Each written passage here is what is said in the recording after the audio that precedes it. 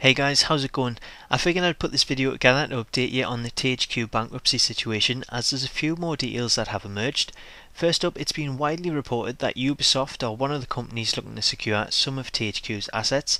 However, this isn't really a new story, as they did say the same thing last month following THQ's earnings report, noting that THQ have good things and that Ubisoft are always interested in good brands. At the time, Saints Row was the brand that was mentioned as being a good fit for Ubisoft, but there has been nothing mentioned in regards to the WWE brand, which is the one the majority of us will be interested in.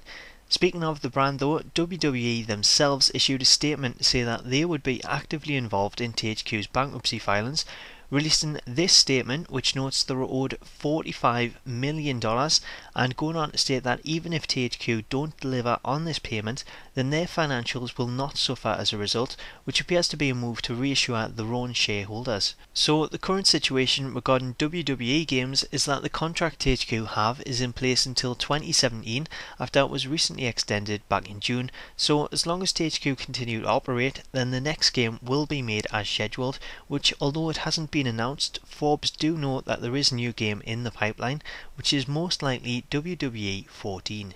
The only other option that I'm aware of would be a deal that is struck to sell the license to another publisher in the same way that the UFC license was transferred to EA Sports in return for an undisclosed cash sum. Now, before I end this video, I do know a few people have asked about WWE Brawl, and the latest I have on that is that the game is in a state of limbo after the studio that were developing it was sold earlier this year. Plus, given the current problems, it'd be a highly risky move to continue to develop and release a game when you don't know how well it'll fare.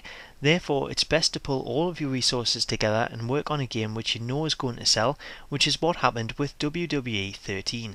So that's the current state of things. The Ubisoft news is more in relation to buying studios and other game assets as opposed to the WWE license, but what would you think if Ubisoft were to take on that license?